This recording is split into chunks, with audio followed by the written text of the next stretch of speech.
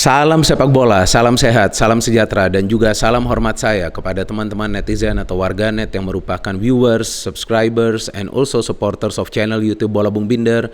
Di konten terbaru hari ini teman-teman, saya ingin memberikan review dari pertandingan babak semifinal Piala FA musim ini antara Manchester City versus Liverpool yang berakhir untuk kemenangan Liverpool dengan skor 2-3. Dengan demikian Liverpool lolos ke final Piala FA lagi setelah terakhir kali mereka lolos ke final itu pada musim 2011-2012. Pada saat itu Liverpool ketemu Chelsea di babak final, tapi Liverpool kalah dengan skor 2-1. Kita masih menunggu juga pertandingan semifinal lainnya kan teman-teman, antara Chelsea versus Crystal Palace. Jadi jika Chelsea nanti menang, berarti kita akan kembali menyaksikan pertandingan final antara Liverpool versus Chelsea untuk kedua kalinya musim ini. Ya karena kan sebelumnya dua tim ini juga bertemu di final Piala Liga Inggris kan, yang Liverpool menjadi juara melalui adu penalti. Dan seperti yang saya jelaskan di konten preview kemarin teman-teman, bahwa memang City dan juga Liverpool punya kemampuan yang sama dalam urusan mencetak gol. Dan itu terbukti di pertandingan kemarin malam bahwa total ada 5 gol dan bisa saja lebih banyak gol yang tercipta kan teman-teman. Dan perbedaan di antara kedua tim kemarin malam itu adalah dari penjaga gawang mereka. Secara permainan, memang City di babak pertama terlihat lambat panas. Tapi di babak kedua, City were the better team. Banyak yang mengatakan karena Liverpool menurunkan intensitas permainan mereka. Tapi kalau saya melihatnya berbeda, bahwa para pemain City akhirnya mendapatkan cara untuk bisa membongkar pertahanan dari Liverpool. Sedangkan kita bisa melihat bahwa penjaga gawang dari Liverpool yang melakukan 3 save yang krusial di babak kedua mencegah City untuk comeback di pertandingan ini. Beda dengan penjaga gawang dari Manchester City yang melakukan 1 blunder yang menyebabkan Liverpool bisa mencetak 2 gol secara cepat. Karena kan Liverpool awalnya baru mencetak 1 gol dari corner, kemudian karena Sadio Mane memberikan tekanan kepada Steffen yang dia melakukan kesalahan sehingga Liverpool bisa unggul cepat dengan skor 0-2. Nah, itu yang memberikan momentum kepada Liverpool. Walaupun Liverpool tidak mengubah gaya permainan mereka sepanjang 90 menit teman-teman. Mereka tetap dengan pola pressing, passing, dan juga quick attacking game. Tapi bedanya kan dari Manchester City ketika ada beberapa pemain pilar yang memang tidak turun, terutama di lini tengah dan juga di lini pertahanan. City ini kalau di depan sih menurut saya, siapa saja yang bermain mereka masih bisa mencetak gol. Terlepas dari faktanya bahwa memang City tidak punya striker murni kan teman-teman, tapi lini depan mereka siapapun yang turun masih bisa perform dalam urusan mencetak gol. Tapi ketika ada pemain-pemain pilar yang absen di tengah dan juga di belakang, nah disitulah baru kita bisa melihat ada masalah di permainan Manchester City. Dan memang itulah yang terjadi di pertandingan kemarin malam. Dari Liverpool terlihat bahwa Jurgen Klopp serius dan menginginkan agar timnya itu lolos ke babak final, sehingga dia menurunkan semua pemain-pemain pilarnya. Yang menarik kan bahwa dia memilih Diaz untuk main dari awal, bukan Jota. Kenapa? Nanti saya jelaskan ketika nanti saya membahas lebih dalam ya jalannya pertandingan babak semifinal kemarin ya teman-teman. Tapi saya ingin juga menginformasikan kepada teman-teman bahwa ternyata hasil pengundian di channel YouTube Triple B kemarin yang dilakukan Bung Jas, ternyata hasilnya adalah benar, Liverpool yang lolos ke babak grand final. Kenapa kita melakukan pengundian? Karena jujur saya sendiri tidak bisa memprediksi tim mana yang akan lolos ke final. Apalagi kan teman-teman juga tahu bahwa di 2 pertemuan sebelumnya mereka bermain dengan skor imbang, dan 2 tim ini sama-sama punya kemampuan yang bagus dalam urusan mencetak gol dan juga bertahan. Dan ternyata hasil pengundian itu keluarnya namanya Liverpool, dan Liverpool yang lolos ke babak final. Artinya nanti next kalau ada pertandingan yang memang sulit diprediksi, tentu saya dan Bung Jas akan kembali melakukan pengundian.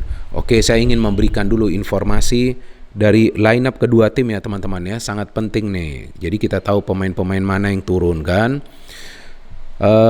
Dengan berhasil masuk ke final, artinya Liverpool punya peluang untuk mendapatkan 4 gelar di musim ini ya teman-teman. Artinya quadruple ya. Wah, luar biasa jika mereka bisa lakukan itu, dan kemudian bisa juga nanti 5 gelar. Karena nanti kan ada Piala Dunia antar klub juga kan.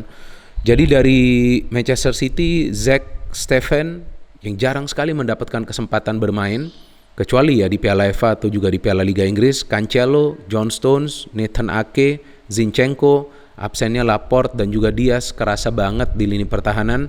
Fernandinho, pemain paling senior di atas lapangan kemarin malam, Bernardo Silva, Gabriel Jesus, Jack Grealish, manusia 100 juta pound, Phil Foden, Raheem Sterling.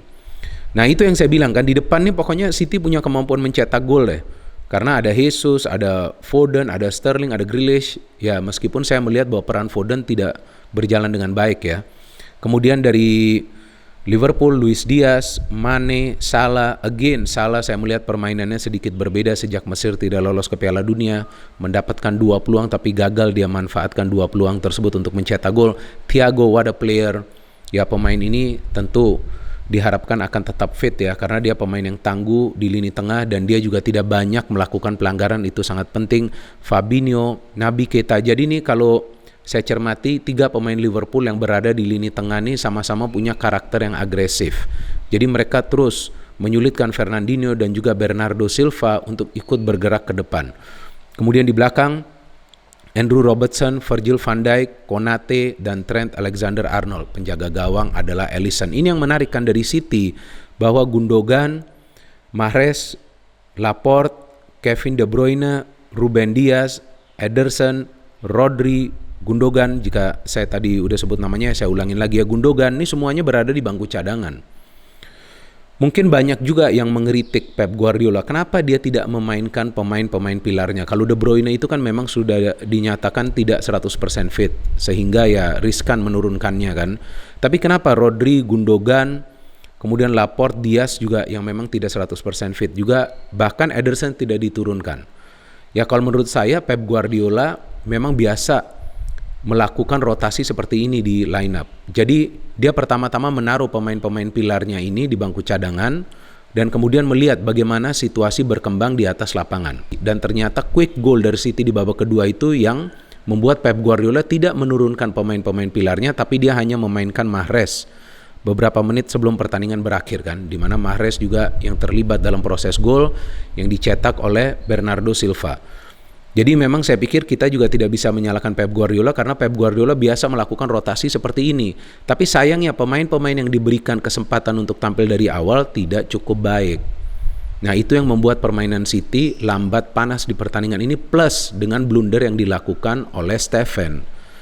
Itu benar-benar fatal yang dilakukan oleh Steffen, dan itu sebelumnya juga dilakukan oleh Ederson kan, serupa lah seperti itu di pertandingan lawan Liverpool di Premier League di Etihad Stadium. Tapi kan Ederson ini sudah punya pengalaman luar biasa. Dia punya confidence yang bagus. Tapi Steffen ini kan jarang bermain. Ketika dia melakukan itu, ya mungkin juga dia grogi ketika dia ditekan oleh Mane sehingga dia melakukan kesalahan. Nah feeling saya nih Mane juga nih nonton pertandingan dari Real Madrid ya. Karena ini kan biasa trik dari Benzema nih, mengganggu penjaga gawang kan. Nah maka itu ya, jadi jangan juga kalian salahkan Benzema ketika dia memberikan pressing kepada para penjaga gawang kan. Nah lihat saja Mane juga melakukan hal yang serupa dan ternyata dia bisa mencetak gol. Nah dari jalannya pertandingan memang terlihat bahwa di babak pertama para pemain Liverpool coba untuk mencetak gol secara cepat, meskipun peluang pertama itu sebetulnya dari Grealish yang tendangannya bisa diblok oleh Van Dijk. Diaz ini kan diturunkan dari awal kan oleh Jurgen Klopp. Tadi saya sudah janji saya akan jelaskan kenapa dia diturunkan. Dia diturunkan untuk menyibukkan Cancelo di lini pertahanan dari Manchester City, teman-teman. Karena kan kita sama-sama tahu bahwa Cancelo ini pemain yang aktif dalam mendukung serangan. Dia punya kemampuan untuk memberikan umpan-umpan yang terukur. Bahkan banyak dia bisa memberikan assist. Maka itu Klopp memutuskan untuk memainkan Diaz agar menyulitkan Cancelo untuk melakukan overlap, dan itu berhasil. Beberapa kali juga dia dilanggar, beberapa kali dia bisa memberikan umpan-umpan yang terukur dan juga umpan-umpan kunci, bahkan dia mendapatkan peluang untuk mencetak gol. Oke, fine, dia memang tidak mencetak gol dan tidak memberikan assist, tapi gangguan yang dia berikan ke Cancelo itu berhasil di pertandingan ini, teman-teman. And Liverpool can score a goal dari corner. Kita lihat bahwa Konate kembali mencetak gol dari corner setelah sebelumnya dia mencetak 2 gol bagi Liverpool dari corner juga di Champions League, dan kali ini yang memberikan umpannya kembali adalah Andrew Robertson. What a goal. Dan Sadio Mane itu dia kesalahan dari Steffen. Saya tidak melihat ada peluang berbahaya dari City di babak pertama. Dan kemudian Sadio Mane, what a goal, first time shot. Dan kita lihat peran dari Thiago begitu baik ya. Dia tiba-tiba maju ke depan dan memberikan umpan kepada Mane. Dan tadi yang seperti saya jelaskan bahwa Grealish bisa cepat memperkecil ketertinggalan, dan itu yang saya pikir membuat Pep Guardiola tidak melakukan pergantian pemain secara cepat. Dan Sterling juga mendapatkan peluang di injury time. Setelah sebelumnya City bisa mencetak gol kedua, kita lihat peran besar dari Mahrez yang melakukan pergerakan cepat, dia shooting tapi kemudian bola yang diblok oleh Alisson tertuju kepada Silva yang mencetak gol kedua untuk Manchester City. Dan saya ingin jelaskan bahwa bagaimana caranya City itu bisa bangkit di babak kedua, karena akhirnya mereka menemukan cara untuk membuka pertahanan Liverpool dengan memberikan true pass, dan mereka meminta para pemain City itu coba untuk mencari ruang di antara para pemain Liverpool yang berada di lini pertahanan. Jadi kalau teman-teman perhatikan, mereka berada di tengah-tengah antara fullback dan juga center back. Nah, dan itu sepertinya yang mereka pelajari dari pertandingan Liverpool lawan Benfica yang berakhir dengan skor 3-3 di Anfield. Karena di pertandingan tersebut juga berkali-kali para pemain Benfica itu bisa lepas dari perangkap offside para pemain Liverpool. Nah, itu yang juga terjadi di babak kedua sehingga City bisa mencetak 2 gol, dan City sebetulnya mendapatkan banyak peluang dengan proses serangan seperti itu. Jadi Pep Guardiola melihat kekurangan di babak pertama dari para pemain City. Yang pertama pressing di tengah, kemudian yang kedua aliran bola ke depan yang tidak terlalu cepat. Tapi ketika aliran bola itu diberikan secara cepat, ya City terlihat lebih efektif dalam menyusun serangan. But Liverpool layak memenangi pertandingan ini karena mereka dari awal sudah tancap gas, dan mereka dari awal memang kita lihat permainannya lebih Spartan. Walaupun saya melihat bahwa 2 fullback dari Liverpool di pertandingan ini betul-betul disiplin, apalagi Trent yang saya tidak melihat berkontribusi dalam urusan membangun serangan secara aktif. Memang beberapa kali dia naik, tapi dia lebih sering memberikan umpan daripada melakukan pergerakan. Padahal kita tahu pemain ini adalah biasa yang melakukan pergerakan dan biasa permainannya itu mobile ya. Yang istilah kerennya itu kan liar. Seperti yang dia lakukan di pertandingan di Etihad Stadium kan, di Premier League lalu yang dia memberikan umpan kepada Jota.